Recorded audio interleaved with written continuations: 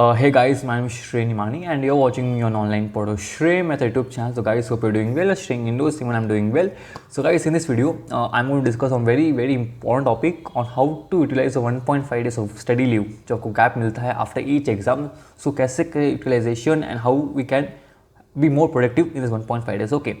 So guys, first of all, I would like to wish you all the best for upcoming CA examination. जिनकी भी exams अभी नवंबर 2020 में है in case of CA intermediate and CA final, and in case of foundation जिनकी भी exam से दिसंबर 2020 में. Okay.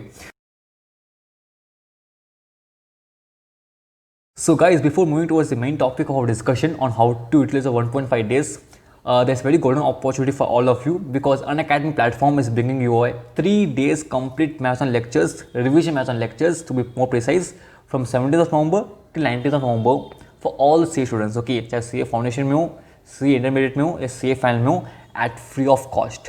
Okay, and these revision lectures will be taken by some of the best CA faculties from our CA fraternity जो आपको अभी screen में दिख भी गया होगा. And guys, this is complete free of cost. Link दी हुई description box में. So guys, please notify yourself, and along with revision, we'll be getting a chance to solve question for also.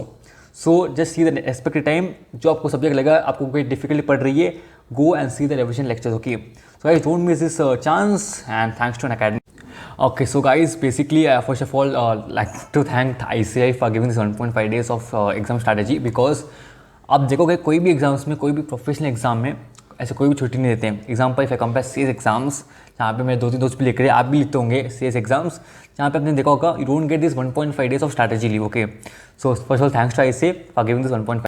So guys, basically I assume that आपकी exams max to max 5 PM तक खत्म हो जानी चाहिए, and you'll be starting from exam hall by 5:10 PM and you'll be reaching max to max by 5:45 PM. Okay, then आपको कुछ half ना का रेस्ट लेना है, मैक्स टू मैक्स हाफ ना के, उससे ज़्यादा नहीं, उससे कम नहीं, and you'll be starting और preparation for next exam by 6:30 PM. Okay, आपको किसी भी तरह से जो आपको एग्जाम लिखी है उसके मार्क्स काउंट नहीं करने. एग्जाम्पल आपने लिखी अकाउंट्स एग्जाम, नेक्स्ट एग्जाम आपकी है लॉ एग्जाम. ओके, तो आपको लॉ एग्जाम के पढ़ना है. It should not count your marks कि मुझे कितना आएंगे अकाउंट्स एग्जाम में, because there is always a student tendency to count the marks कि कितना आएंगे कितने नहीं आएंगे. उनको नहीं करना है. उसमें आपको 2 नेगेटिव पॉइंट्स ही है. फर्स्ट, आपका टाइम वेस्ट जाएगा. सेकेंड, अगर आपको पता चल जाता है कि मैंने यहाँ की गलती कर दी, आपका जो कॉन्फिडेंस लूज होगा वो खुद को पता नहीं चलेगा, and that will be very distressful for the next exam. तो बिल्कुल ऐसा ना करें. फर्स्ट पॉइंट मेरा ये होगा. So don't do this type of stuffs after coming to your house. So guys, if I convert your 1.5 days into number of hours, you'll be getting around 42 hours to study. उस 42 hours में if I remove some 15 hours जो आपको time निकालना ही पड़ेगा, you don't have any other go, for example number of sleep, walking, refreshment आपको होना ही होना है, you'll be getting around 27 hours in your hand. अब वो 27 hours में आपको लगाने हैं around 20 to 24 hours एक साथ नहीं, but you can plan accordingly. तो उस 20 to 24 hours में क्या करना है I'll be telling you. Okay, so guys, first of all take your if in case of practical subject, अगर आपने कोई भी प्रॉब्लम मार्क किए होंगे अपने बुक में, वो ग्लांस थ्रू कीजिए. कोई एडजस्टमेंट, कोई इंपॉर्टेंट एडजस्टमेंट जो एग्जाम को लगता है कि आ सकता है, या जो अपने फैकल्टी ने दिए होंगे या आपने खुद ने भी असेस किया होगा कि ये इंपॉर्टेंट एडजस्टमेंट है, एग्जाम आ सकता है, जो उसको ग्लांस थ्रू कीजिए. एक भी प्रॉब्लम आप करने मत बैठना, आपका टाइम निकल जाएगा, उससे कुछ फ़ायदा नहीं मिलेगा. Okay, second thing you should go to RTP. RTP is very important. आपने पता है आपने RTP की होगी, आपके फैकल्टी ने RTP करवाई होगी, बट एग्जाम के पहले आप पेपर देख लेना. ओके, बिकॉज RTP में आपके होते हैं अमेंडमेंट्स प्लस सम क्वेश्चन होते हैं जो एग्जाम में आने के चांसेस बहुत ज़्यादा हो जाते हैं. इन case of law, GST, income tax, accountancy, तो वो RTP देख लेना, because law paper, GST paper, income tax paper बनते हैं किससे, अमेंडमेंट से मोस्टली बन जाते हैं क्वेश्चन, एंड एग्जाम आने कभी उसी दे देता है question. Okay, third would be section number formulas. Okay, अगर आपको if you want to quote some section number, आपने अपने अच्छे प्रिपेयर किए सेक्शन नंबर के एग्जांपल इफ ऐसे कंपनी ऑडिट में और लॉ पेपर में सेक्शन 139 टू सेक्शन 148 कॉमन है. 148 is on cost audit, 113 is on appointment of auditor. तो आपको वो थोड़ा याद करना है, बिकॉज वो थोड़ा इंपॉर्टेंट सेक्शन नंबर है, एंड एग्जाम में do expect you to write section number in case of important section, not in every section but in case of important. Okay, तो आपको तो सेक्शन में याद कर लेना चाहिए, जो कॉमन भी है, अपने कंपनी लॉ में भी है, अपने ऑडिट में भी है, तो आप याद कर देना in case of law and audit. Okay, and in case of fourth your notes is well risk thing. Okay, because क्या होता है कि अगर आप ICI बुक निकाल बैठ जाते हो ध्यान से करोगे करोगे करोगे ख़त्म नहीं होगा।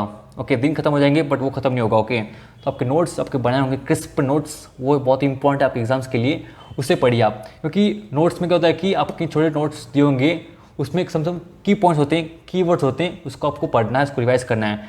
एंड जितना हो सके एग्जाम में right in points, don't write in paragraph. Okay, just think about your self. अगर आप होते examiner, how would you suggest कि कैसे लिखे बंदा, बिकॉज आप भी सोचो कि सामने वाले को समझना चाहिए आंसर। ओके, तो जितना हो सके आप पॉइंट्स में लिखिए एंड छोटे छोटे पॉइंट्स बनाइए। एंड जितना हो सके लॉ और ऑडिट के लिए मैं एक वीडियो डाला था, how to present answers in paper, आप वो एक बार देख लेना, आपको पक्का मेथड मिल जाएगी। Okay, so guys this was from my side to all, and इतना आप कर सकते हो, like you can segregate this all which I said you in some good number of hours. Okay, जो आपको करना चाहिए आपके एग्जाम्स के एक दिन पहले। एंड या that's it from my side. Know talking with friends, friend से बात नहीं करनी आपको 1.5 डेज में। हो सके तो पेरेंट्स से बात कर लेना कि कैसे गए exams, be chill to them. Yeah that's it from my side, and no other distractions कि कैसे गई एग्जाम मेरी, उसकी एग्जाम कैसे गई। You checking YouTube some analysis of question papers, आपको नहीं करना है, कुछ भी ऐसा नहीं करना है। जितना ही आपके नेक्स्ट एग्जाम में कॉन्सेंट्रेट कीजिए वो आपको बेहतर होगा। And all the best guys from my side to all. And if you want any other videos please do let me know in the comment box. If I get time, I will surely upload the video. All the best, and Jane, do share this video to your friends also. उनको भी मदद मिल सकती है from this video. Guys, by the way.